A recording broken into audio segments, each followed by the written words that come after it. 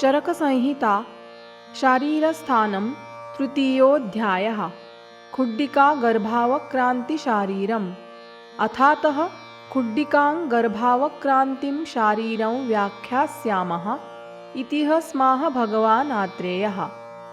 पुरुषस्य अनुपहतरेतसः स्त्रियाश्चाप्रदुष्टयोनि शोणितगर्भाशयाया यदा भवति संसर्गः ऋतुकाले, यदा चानयोस्तथा युक्ते संसर्गे शुक्रशोणितसंसर्गमन्तर्गर्भाशयगतै जीवो अवक्रामति सत्त्वसंप्रयोगात् तदा गर्भोऽभिनिर्वर्तते। स सात्म्यरसोपयोगादरोगो अभिवर्धते सम्यगुपचारैश्चोपचर्यमाणः। ततः प्राप्तकालः सर्वेन्द्रियोपपन्नः परिपूर्णशरीरो बलवर्णसत्त्वसंहननसम्पदुपेतः सुखेन जायते समुदयादेशां भावानां। मातृजश्चायं गर्भः पितृजश्चात्मजश्च सात्म्यजश्च रसजश्च अस्ति च खलु सत्त्वमौपपादुकमिति ह उवाच भगवान् आत्रेयः। नेति भरद्वाजः। किं कारणं न हि माता न पिता नात्मा न सात्म्यन् न पानाशन भक्ष्य लेह्योपयोगा गर्भं जनयन्ति न च परलोकादेत्य गर्भं सत्त्वमवक्रामति। यदि हि मातापितरौ गर्भं जनयेतां भूयस्यः स्त्रियः पुमांसश्च भूयांसः पुत्रकामाः ते सर्वे पुत्रजन्माभिसन्धाय मैथुनधर्ममापद्यमानाः पुत्रानेव जनयेयुर्दुहितॄर्वा दुहितृकामाः। न तु काश्चित् स्त्रियः केचिद्वा पुरुषा निरपत्याः स्युरपत्यकामा वा परिदेवेरन्। न चात्मात्मानै जनयति। यदि हि आत्मात्मानै जनयेज्जातो वा जनयेदात्मानमजातो वा तच्चोभयथा अपि अयुक्तम्। न हि जातो जनयति सत्वात् न चाजातो जनयत्यसत्वात् तस्मादुभयथा अपि अनुपपत्तिः तिष्ठतु तावदेतत्।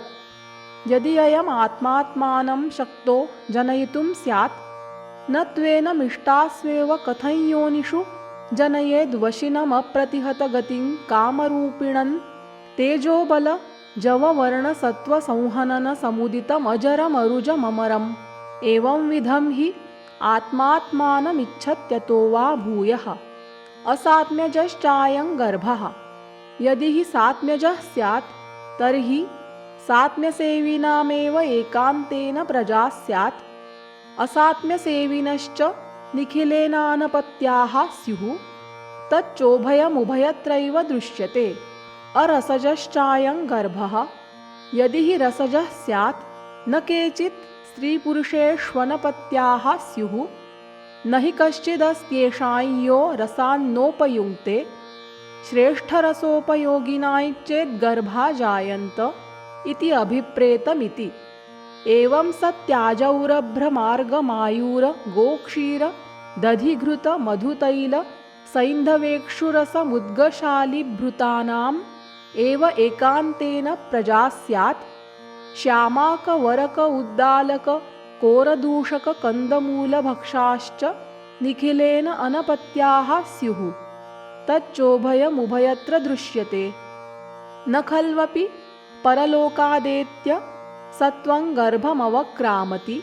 यदि हि एनमवक्रामेत् नास्य किञ्चित् पौर्वदेहिकं स्याद् अविदितमश्रुतमदृष्टं वा स च तच्च न किञ्चिदपि स्मरति। तस्मादेतद्ब्रूमहे। अमातृजश्चायं गर्भो अपितृजश्चानात्मजश्च असात्म्यजश्च अरसजश्च न चास्ति सत्त्वमौपपादुकमिति ह उवाच भरद्वाजः। नेति भगवान् आत्रेयः।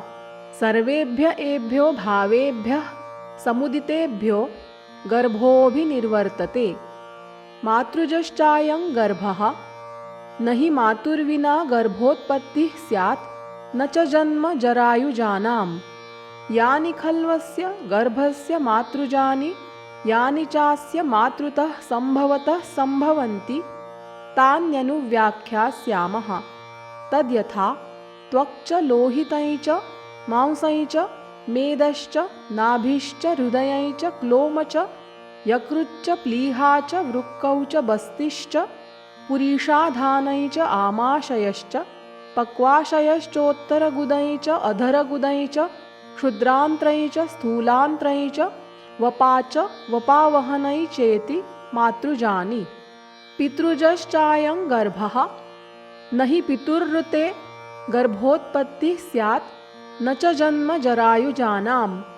यानि खल्वस्य गर्भस्य पितृजानि यानि चास्य पितृतः सम्भवतः सम्भवन्ति तान्यनुव्याख्यास्यामः तद्यथा केशश्मश्रुनखलोम दन्तास्थिशिरास्नायुधमन्यः शुक्रै चेति पितृजानि। आत्मजश्चायं गर्भः गर्भात्मा हि अन्तरात्मा यः तै जीव इति आचक्षते शाश्वतमरुजमजरममरमक्षयमभेद्यमच्छेद्यमलोड्यं विश्वरूपं विश्वकर्माणम् अव्यक्तमनादिनम् अनिधनम् अक्षरमपि स गर्भाशयमनुप्रविश्य शुक्रशोणिताभ्यां संयोगमेत्य गर्भत्वेन जनयति आत्मनात्मानम् आत्मसंज्ञा हि गर्भे। तस्य पुनरात्मनो जन्मानादित्वान्नोपपद्यते तस्मान्न जात एव अयमजातं गर्भै जनयति अजातो हि अयमजातं गर्भै जनयति। स चैव गर्भः कालान्तरेण बालयुवस्थविरभावान् प्राप्नोति। स यस्यां यस्यामवस्थायां वर्तते तस्यां तस्यां जातो भवति। या त्वस्य पुरस्कृतास्तस्यां जनिष्यमाणश्च तस्मात् स एव जातश्चाजातश्च युगपद् भवति। यस्मिंश्चैतदुभयं सम्भवति जातत्वं जनिष्यमाणत्वं च स जातो जन्यते। स चैवानागतेषु अवस्थान्तरेषु अजातो जनयत्यात्मनात्मानं। सतो हि अवस्थान्तरगमनमात्रमेव हि जन्म चोच्यते तत्र तत्र वयसि तस्यां तस्याम् अवस्थायां। यथा सतामेव शुक्रशोणितजीवानां प्राक्संयोगात् गर्भत्वं न भवति तच्च संयोगात् भवति। यथा सतस्तस्यैव पुरुषस्य प्रागपत्यात् पितृत्वं न भवति तच्चापत्यात् भवति। तथा सतस्तस्यैव गर्भस्य तस्यां तस्यामवस्थायां जातत्वमजातत्वं चोच्यते। न खलु गर्भस्य न च मातुर्न पितुर्न चात्मनः सर्वभावेषु यथेष्टकारित्वमस्ति। ते किञ्चित् स्ववशात् कुर्वन्ति किञ्चित् कर्मवशात्। क्वचिच्चैषां करणशक्तिर्भवति क्वचिन्न भवति। यत्र सत्त्वाधिकरणसम्पत् तत्र यथाबलमेव यथेष्टकारित्वम् अतोऽन्यथा विपर्ययः। न च करणदोषादकरणमात्मा सम्भवति। गर्भजनने दुष्टैचेष्टा योनिरैश्वर्यं मोक्षश्चात्मविद्भिरात्मा यत्तं। नैहन्यः सुखदुःखयोः कर्ता। न चान्यतो गर्भो जायते जायमानः नाङ्कुरोत्पत्तिरबीजात्। यानि तु खल्वस्य गर्भस्यात्मजानि यानि चास्यात्मतः सम्भवतः सम्भवन्ति तान्यनुव्याख्यास्यामः तद्यथा। तासु तासु योनिषूत्पत्तिरायुरात्मज्ञानं मन इन्द्रियाणि प्राणापानौ प्रेरणं धारणमाकृतिस्वरवर्णविशेषाः। सुखदुःखे इच्छाद्वेषौ चेतना धृतिर्बुद्धिः स्मृतिरहङ्कारः प्रयत्नश्चेति आत्मजानि। सात्म्यजश्चायं गर्भः न हि असात्म्यसेवित्वमन्तरेण स्त्रीपुरुषयोर्वन्ध्यत्वमस्ति। गर्भेषु वाप्यनिष्टो भावः। यावत् खलु असात्म्यसेविनां स्त्रीपुरुषाणां त्रयो दोषाः प्रकुपिताः शरीरमुपसर्पन्तो न शुक्रशोणितगर्भाशयोपघातायोपपद्यन्ते तावत् समर्था गर्भजननाय भवन्ति। सात्म्यसेविनां पुनः स्त्रीपुरुषाणामनुपहत शुक्रशोणितगर्भाशयानां ऋतुकाले सन्निपतितानां जीवस्यानवक्रमणात् गर्भा न प्रादुर्भवन्ति। न हि केवलं सात्म्यज एव अयं गर्भः समुदयोऽत्र कारणमुच्यते। यानि खल्वस्य गर्भस्य सात्म्यजानि यानि चास्य सात्म्यतः सम्भवतः सम्भवन्ति तान्यनुव्याख्यास्यामः। तद्यथा आरोग्यमनालस्य मलोलुपत्वमिन्द्रियप्रसादः स्वरवर्णबीजसम्पत् प्रहर्षभूयस्मै चेति सात्म्यजानि। रसजश्चायं गर्भः न हि रसादृते मातुः प्राणयात्रापि स्यात् किं पुनर्गर्भजन्म। न चैव असम्यगुपयुज्यमाना रसा गर्भमभिनिर्वर्तयन्ति न च केवलं सम्यगुपयोगादेव रसानां गर्भाभिनिर्वृत्तिर्भवति। समुदायोऽपि अत्र कारणमुच्यते। यानि तु खलु अस्य गर्भस्य रसजानि यानि चास्य रसतः सम्भवतः सम्भवन्ति तान्यनुव्याख्यास्यामः। तद्यथा शरीरस्याभिनिर्वृत्तिरभिवृद्धिः प्राणानुबन्धस्तृप्तिः पुष्टिरुत्साहश्चेति रसजानि। अस्ति खलु सत्वमौपपादुकं यज्जीवं स्पृक्शरीरेणाभिसम्बध्नाति यस्मिन्नपगमनमपुरस्कृते शीलमस्य व्यावर्तते भक्तिर्विपर्यस्यते सर्वेन्द्रियाण्युपतप्यन्ते बलं हीयते व्याधय आप्यायन्ते यस्माद्धीनः प्राणाय जहाति यदिन्द्रियाणामभिग्राहकै च मन इति अभिधीयते। तत्त्रिविधमाख्यायते शुद्धं राजसं तामसमिति। येनास्य खलु मनो भूयिष्ठं तेन द्वितीयायामजातौ संप्रयोगो भवति। यदा तु तेनैव शुद्धेन संयुज्यते तदा जातेरतिक्रान्ताया अपि स्मरति। स्मार्तं हि ज्ञानमात्मनस्तस्यैव मनसो अनुबन्धादनुवर्तते। यस्यानुवृत्तिं पुरस्कृत्य पुरुषो जातिस्मर इत्युच्यते। यानि खल्वस्य गर्भस्य सत्वजानि यान्यस्य सत्वतः सम्भवतः सम्भवन्ति तान्यनुव्याख्यास्यामः। तद्यथा भक्तिः शीलं शौचं द्वेषः स्मृतिर्मोहस्त्यागो मात्सर्यं शौर्यं भयं क्रोधस्तन्द्रोत्साहस्तैक्ष्ण्यं मार्दवं गाम्भीर्यमनवस्थितत्वमित्येवमादयश्चान्ये ते सत्त्वविकारा यानुत्तरकालं सत्त्वभेदमधिकृत्योपदेक्ष्यामः। नानाविधानि खलु सत्त्वानि तानि सर्वाण्येकपुरुषे भवन्ति न च भवन्त्येककालम् एकन्तु प्रायो वृत्त्याः। एवमयं नानाविधानामेषां गर्भकराणां भावानां समुदायादभिनिर्वर्तते गर्भः। यथा कूटागारं नानाद्रव्यसमुदायात् यथा वा रथो नानारथाङ्गसमुदायात् तस्मादेतदवोचाम।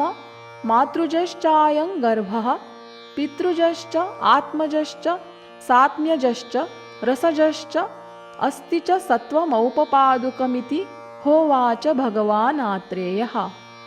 भरद्वाज उवाच यदि अयमेषान् नानाविधानां गर्भकराणां भावानां समुदायादभिनिर्वर्तते गर्भः कथमयं सन्धीयते।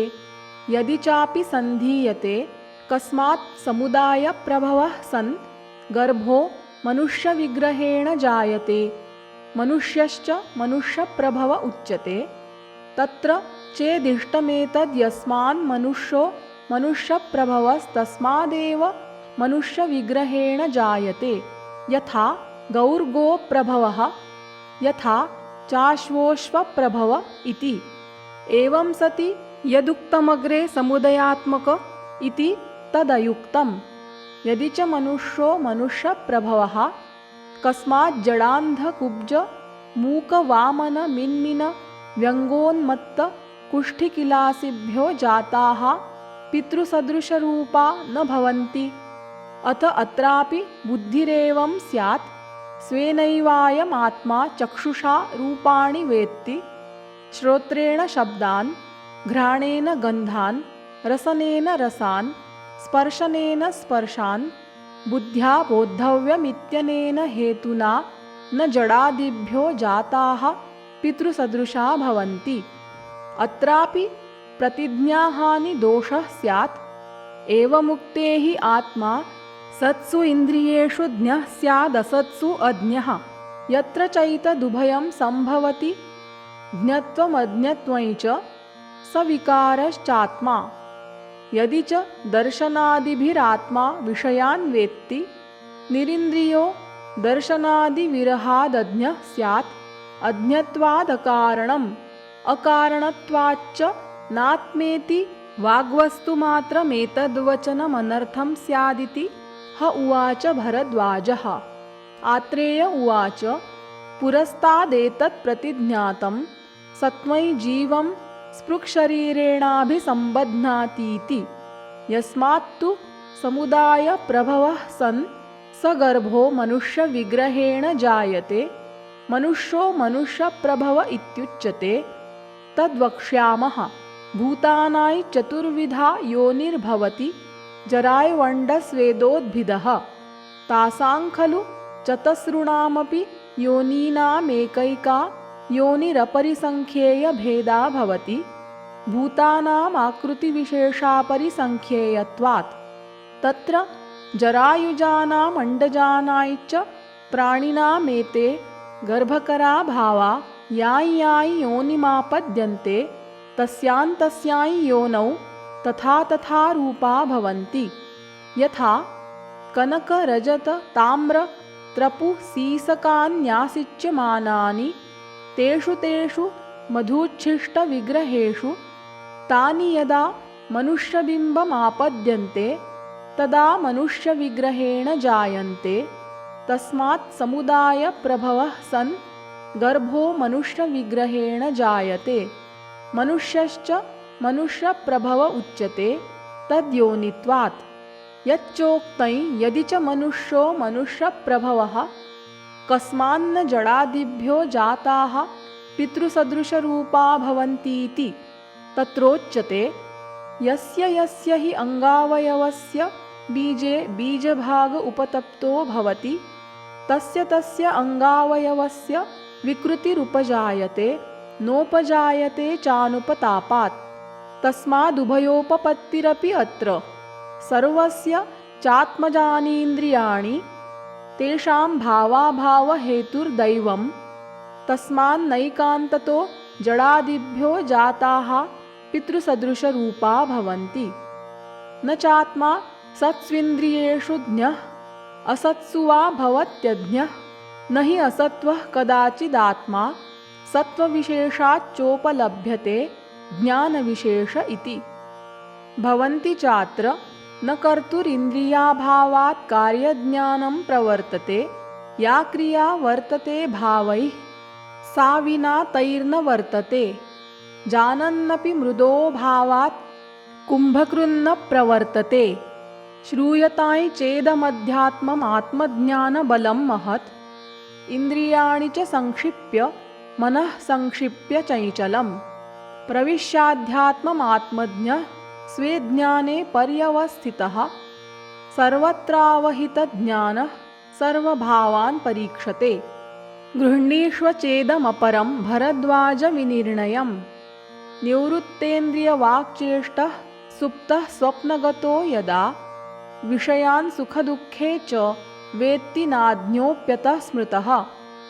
नात्मज्ञानादृते चैकं ज्ञानं किञ्चित् प्रवर्तते, नैहेको वर्तते भावो वर्तते नाप्यहेतुकः। तस्माज्ज्ञः प्रकृतिश्चात्मा द्रष्टा कारणमेव च, सर्वमेतद्भरद्वाज निर्णीतं जहि संशयम्। तत्र श्लोकौ हेतुर्गर्भस्य निर्वृत्तौ वृद्धौ जन्मनि चैव यः पुनर्वसुर्मतिर्या च भरद्वाजमतिश्चया प्रतिज्ञाप्रतिषेधश्च विशदश्चात्मनिर्णयः गर्भावक्रान्तिमुद्दिश्य खुड्डीकान् तत्प्रकाशितम् इत्यग्निवेशकृते तन्त्रे चरकप्रतिसंस्कृते शारीरस्थाने खुड्डीका गर्भावक्रान्तिशारीरन्नाम तृतीयोऽध्यायः।